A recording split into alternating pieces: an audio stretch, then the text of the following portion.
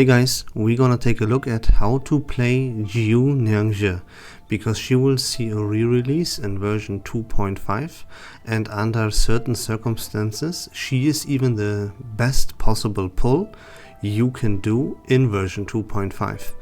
Those circumstances are, real quick, you do not already play the Semmelweis Eternity team, you do not plan on pulling Regulator and Portray Pfeiffer, and you can obtain yourselves at least 2 portrays for Jiu.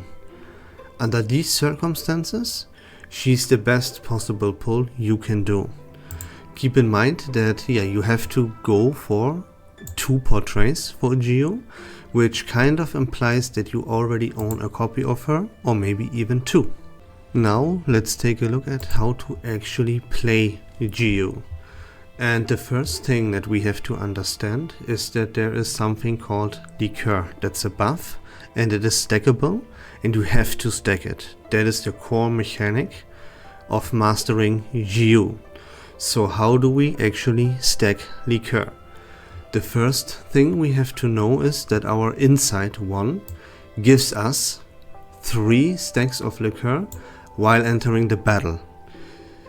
Additionally though, at the end of the round you gain Liqueur based on how many buffs you have, including counters, shields and channels.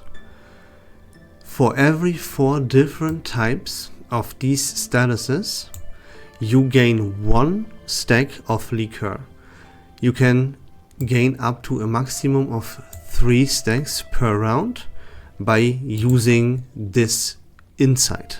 So Jiu herself already channels something, so that is out of the way already, and she buffs herself every single round at the start of the round with 1 buff. So you have 2 different types of these statuses already covered passively without even doing anything. But you should pair her with a character or multiple characters that take care of additional buffs, like stats up, positive stats, right? Or use like counters and shields. And you have to make sure that you have every single round 2 additional types of these statuses active. So buffs, shields or counters. As again, Jiu takes care of the channeling and she provides her 1 buff to herself passively.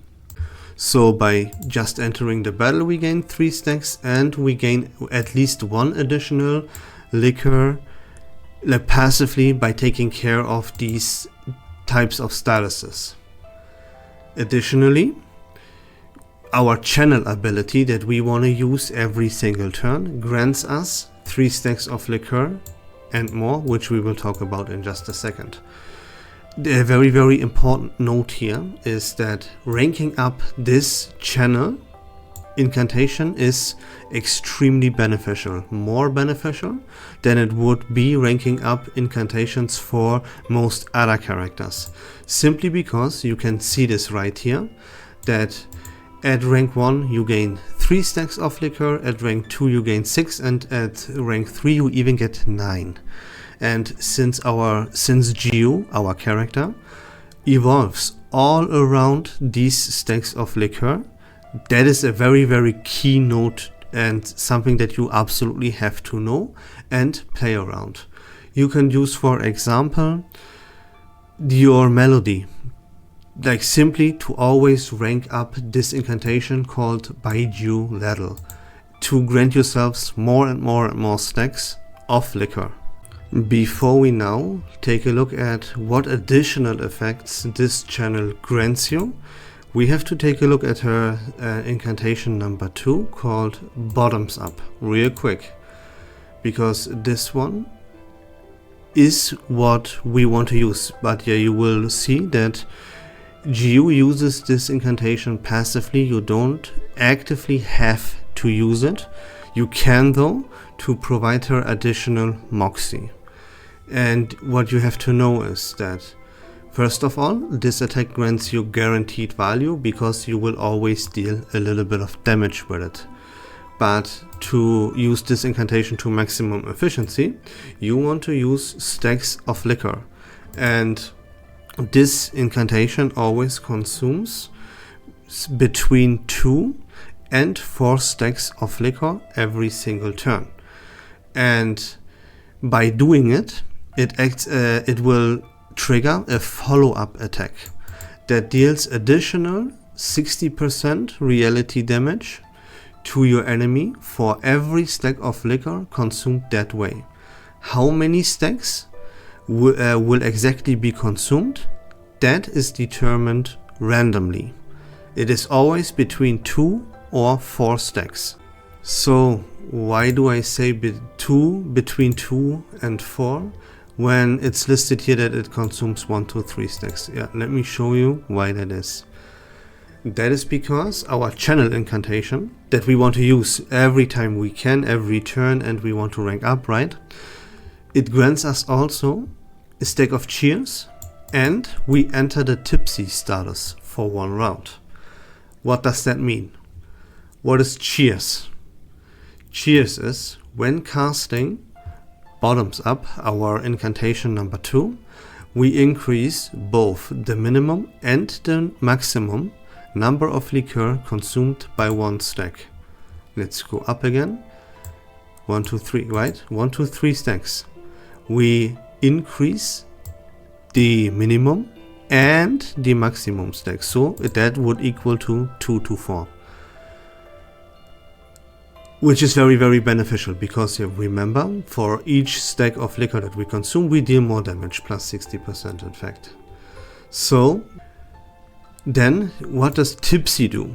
Tipsy says when this channel status is active at the start of the round, you cast Bottoms Up, our incantation number 1, for free, without you even having to use it, right? Of the corresponding bijuletal rank. So again, right, there's another reason as to why you should look out for and try your best always to level this incantation up as much as you can. Because, yeah, you cast your your incantation number 2 for free, and if you have leveled up bijuletal to like rank 2 or 3, then Bottoms Up will also be rank 2 or 3, right? So this is has such a tremendous amount of value to rank this incantation up. That's why I put so much emphasis on it. It is really important. Simply, Tipsy just means you cast Bottoms Up for free. That's about it. You want to, you want to use this every single turn. You want to rank it up as much as you possibly can every single turn, and that will be about it. Of course, you have stacks of liquor. You have to keep an eye on how many you have, right?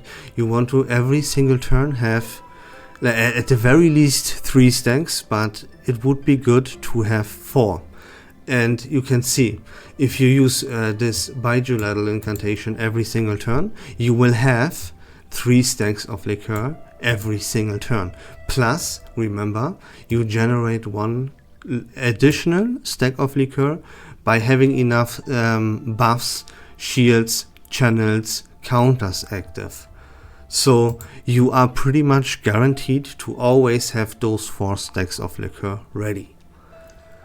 Now, you have to stack up on liquor a little bit more because you want to use the additional damage that your ultimate would deal with additional stacks of liquor. Let's read that ultimate real quick.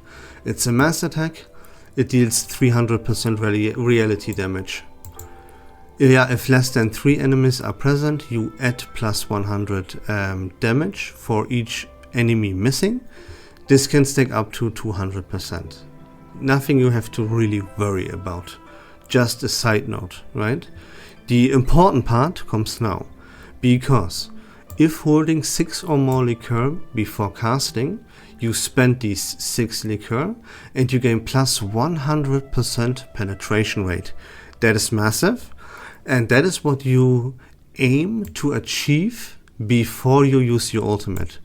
If you use your ultimate, make sure you have at least 6 stacks of liqueur ready. That would boost the damage of your ultimate tremendously. If that is not possible though, if you just can't get to these 6 stacks of liqueur, then you can still use this ultimate and you don't have to hold back. Why? That is because if holding less than 6 stacks of liqueur before casting it, you gain 6 stacks of liqueur and 2 stacks of cheers. So you aim at having 6 stacks of liqueur before you use your ultimate, but if you don't, it's not too much of a big deal either, and you can just go for it. But keep that in mind. 6 stacks of liqueur before using your ultimate would be the best case scenario, and that would grant you to use your ultimate to its maximum efficiency. And that's all about there is to say about how to play Jiu. Quick overview, really fast here, speedrunning this guide, so to speak. You want to have 2 portraits if you pull for her, so you should already have her once or twice.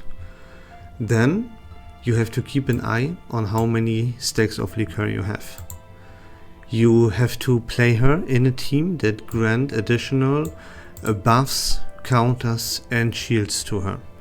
The channeling and 1 buff is provided by herself, so yeah, you don't have to go overkill, but a little bit of like positive stats up, counters and shields are necessary, so you always are at 4 stacks of liqueur instead of just 3.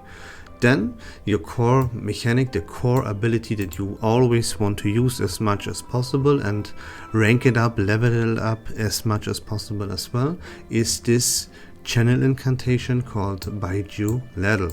That's the way how you grant yourself everything that you could possibly need, and by channeling this, Jiu kind of plays herself, and it makes her a character that is very easy to use.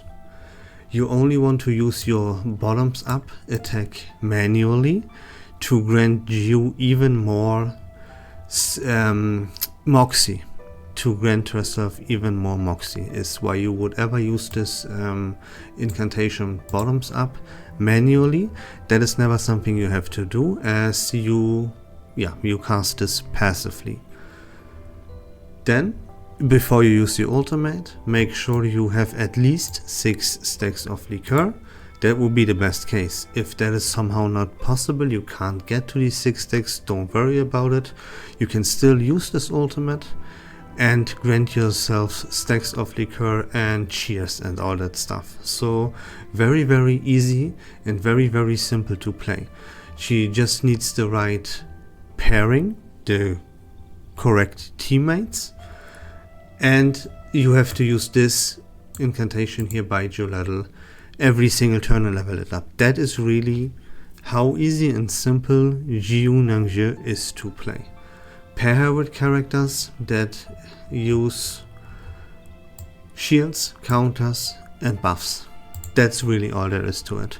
She really shines in a team where characters profit from using like follow-up attacks and extra actions.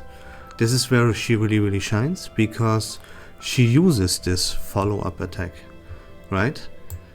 Like every turn, passively, without even consuming AP. But yeah, that's all about this. That's all about Jiu Niangzi. That's how you play her. Again, it pretty much is just use this channel ability every single turn, and you will be completely fine. That's it. Everything else that matters is a little bit of team building with her, and that's how easy she is to play. I hope that was informative and fun. If you like Reverse 1999 content in general, please consider leaving a follow on my channel. I would really appreciate it. But until next time, take care of yourselves, have a great day, and we love this game.